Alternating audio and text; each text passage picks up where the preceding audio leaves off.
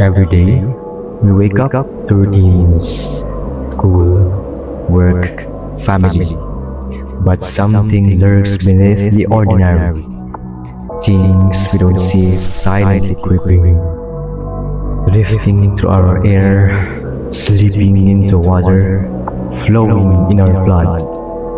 They don't knock. They don't ask permission. They are invisible.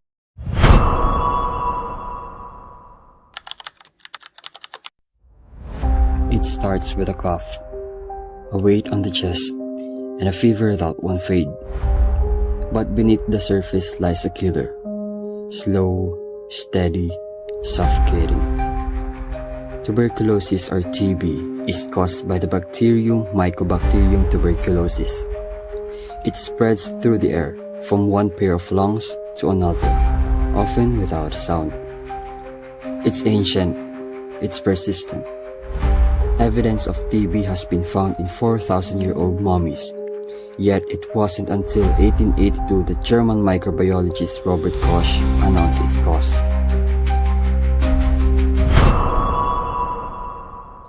The day will come when we shall beat this enemy, Robert Koch said.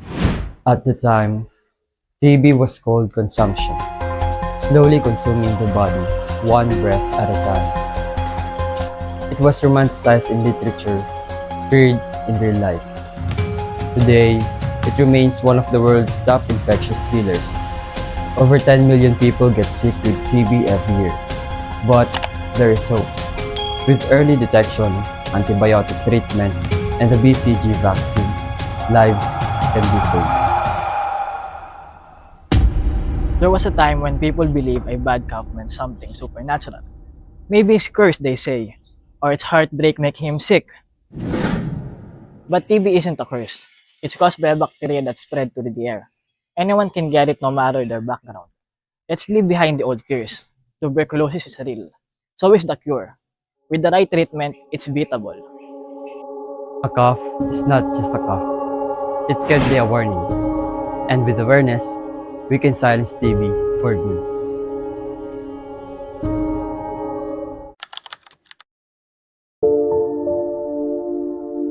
We shift to a virus that not only infects the body, but once infected the world with fear, stigma, and silence.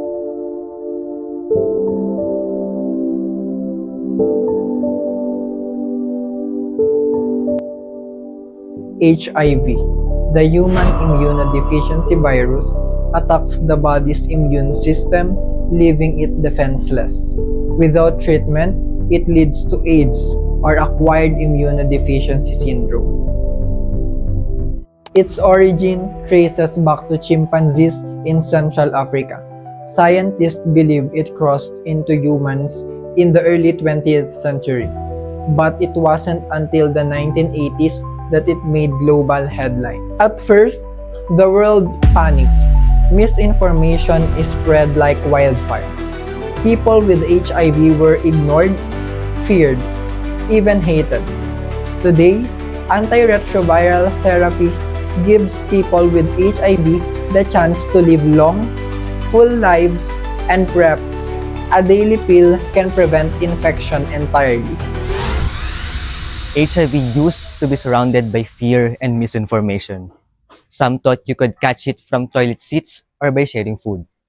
Others kept their distance out of fear. But the truth, HIV is not spread by hugging, kissing, or casual touch. It passes through blood, sexual fluids, or from mother to child. Stigma hurts more than the virus ever could. Let's stop the fear and start showing support.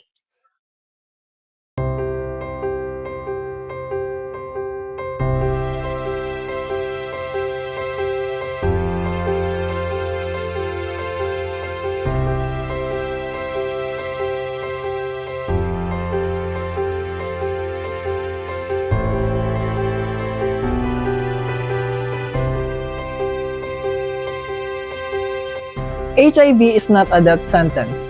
Ignorance is. Know the facts, get tested, choose protection, spread awareness, not fear.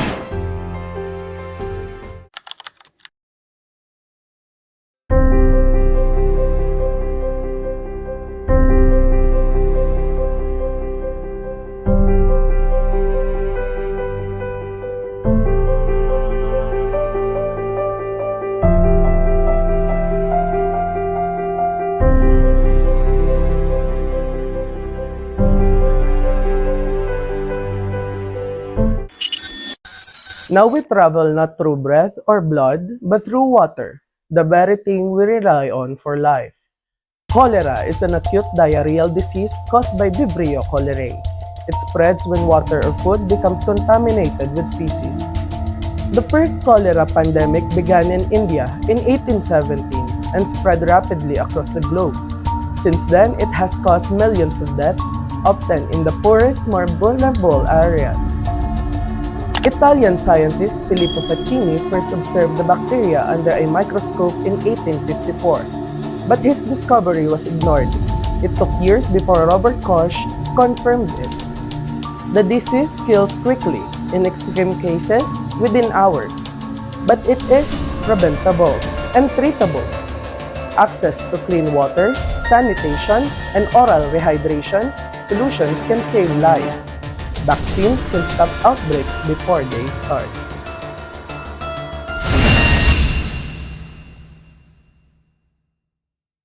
In some communities, stomach illness was blamed on a fright or a curse.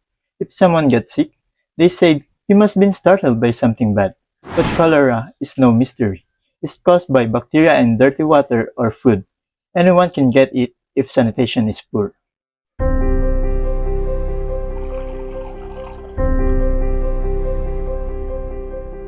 A glass of water should not be a privilege. It should be a right.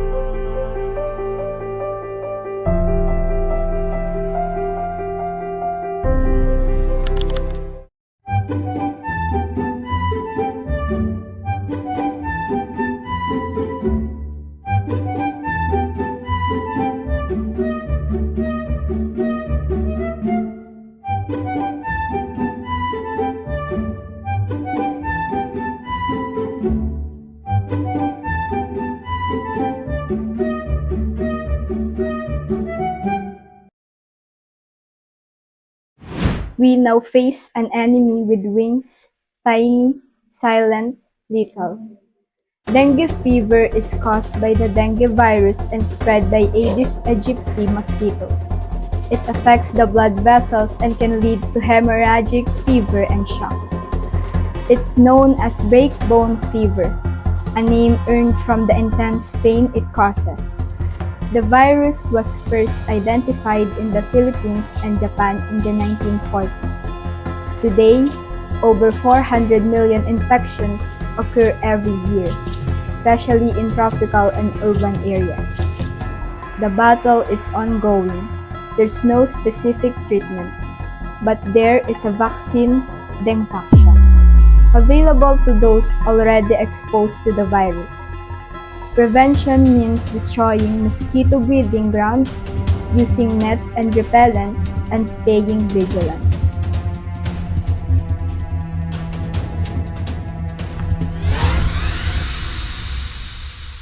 Some believe frog soup could cure dengue. Others thought it was just a strong fever. The truth? Dengue is a serious viral disease spread by mosquitoes. It can cause dangerous complications if not treated properly. Comfort foods can help healing, but they don't replace medical care. Dengue is real, and it needs real treatment.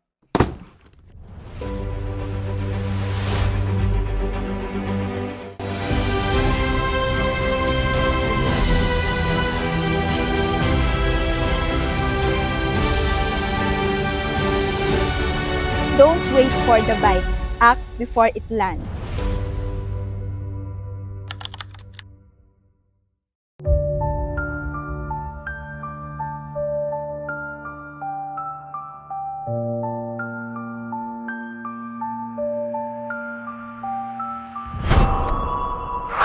And finally, a disease we once believed was beaten, a disease of childhood rashes, high fever, and deadly complications.